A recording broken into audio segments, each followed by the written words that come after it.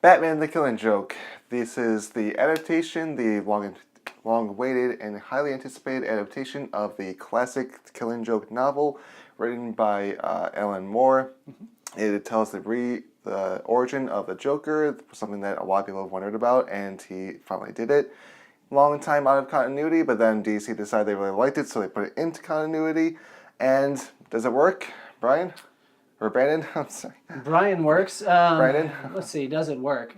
It sort of works, I guess we can say.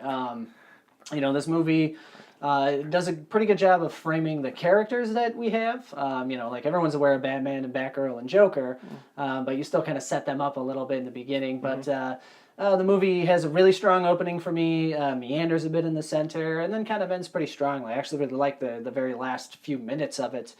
Because it ended a lot like a comic book would end, which I appreciated about it. They didn't over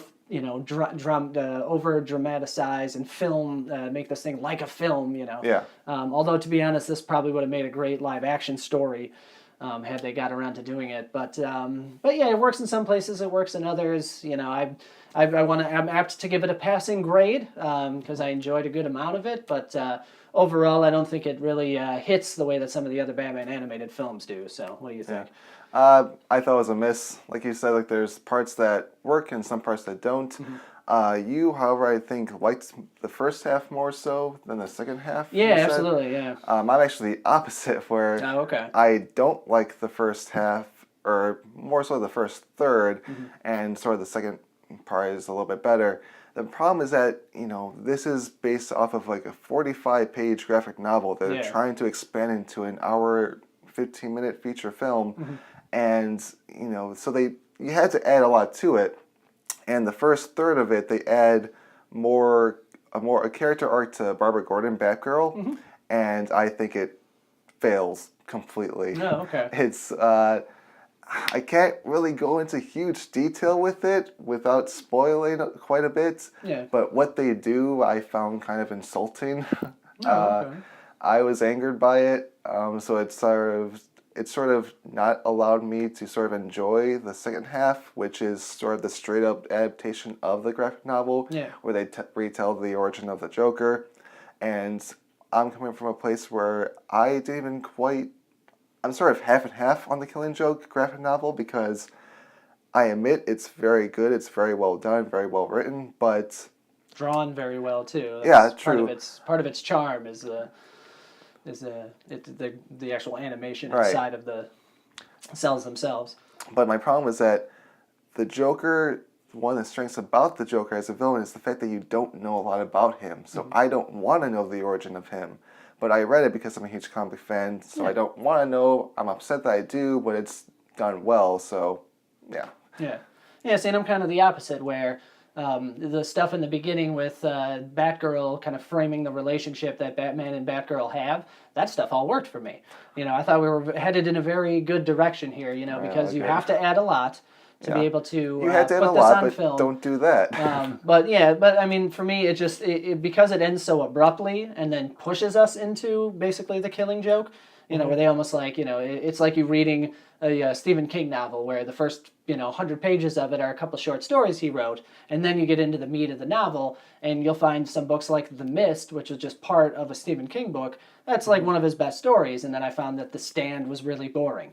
So that's kind of how I felt about this, where I think the character development in the beginning was pretty good. You get to see their relationship, you get to see how it blooms and the things that happen between the two of them, and then you kind of have this abrupt stop, and then we move into the Killing Joke. And I think if they had done a little bit more to transition, maybe give us a little bit of a time frame or something like that, I think it might have even worked for you too, had they kind of gone for it. And as far as the actual portion of the story on the Killing Joke, they go for it. I don't see why this was rated R, other than they throw a goddamn in there. But every time they swear, they always say effing. There's there's a little bit of animated blood, not a lot more, a lot less than you see in the other Justice League or Batman movies either. But I mean, overall, it's an average. It's just kind of an average run of the mill. I mean, DC pumps out these animated movies like crazy, because Marvel doesn't. And, you know, usually you get a really good one, Under the Red Hood. You get Mask of the Phantasm. You know, you get a Justice League Doom, which I love, or an Operation Flashpoint. You know, those are all great animations. They have real great characters, and the story arcs are good. And this movie it's flat. You know, that's probably the biggest problem with it. Never once in the theater, except for, unfortunately, the first, 15 minutes that you didn't like. Was the only part I was, laughing and giggling, and the theater was full. So, I mean, we had a lot of people laughing along and joking along, but yeah, they were. It just, everything just kind of falls flat on its face. They kind of, you know, because it's a short story, they add the stuff to the beginning, and then they kind of just bowl you through the rest of Killing Joke. And if you've read it, it sticks pretty much to that point in story, but... you know, in voice acting wise, Conroy awesome, Hamill great, Terrell Strong who plays Batgirl in this one, all did a very good job, I think. But you know, just the story just doesn't ever really kick you in the face like you expected it to. When I was told we were getting a rated R version of The Killing Joke, you expected more. I expected somebody to get hit in the face with a baseball bat. I expected Gordon to get a lot more tortured than he was. I mean, if you see the trailer, you kind of see some of the things that happen. But they really don't show anything, and like I said, it falls flat. I would, you know, it's only today you're going to be able to see it in the theaters, and then the Blu-ray will be out next week. But I can't recommend picking this one up. You know, if it happens to pop on Netflix like the other ones do, and it's free for you to watch, go for it. But I wouldn't go out of my way for this movie. Right. Would you? No, I wouldn't. And like you were saying before, I will say that the voice acting was great. I'm always, you know, I grew up in the '90s, so you know it's nostalgic for me to hear Kevin Conroy voice Batman, hear Mark Hamill do the Joker laugh again. So that's all great to see. But another problem I had, like you said before, there's no transition from the two sort of separate stories, and it feels like it feels like two totally separate stories that don't go together. And then again, I wanted to also comment on the animation of this movie. It mixes CG and 2D animation, which I never been a fan of. It looks awkward. Like there's all the car chases in this.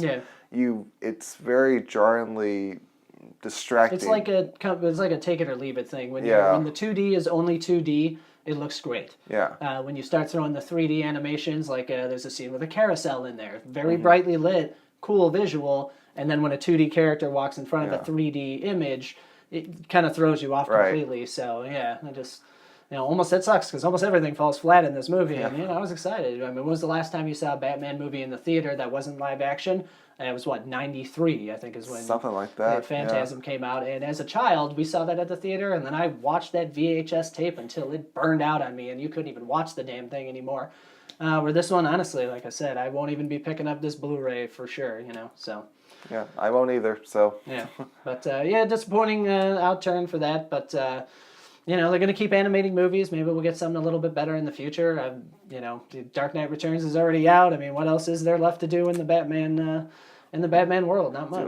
Arkham Asylum. Yeah. So. Well, they did Assault on Arkham, so there's.